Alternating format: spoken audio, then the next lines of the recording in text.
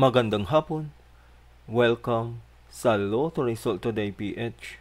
Narito ang mga resulta para sa 2 p.m. draw, October 3, 2025.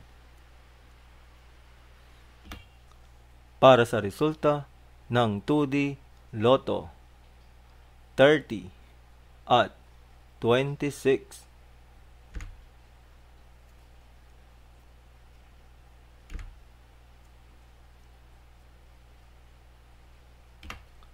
Para sa resulta ng 3D Lotto, 8, 3 at 0.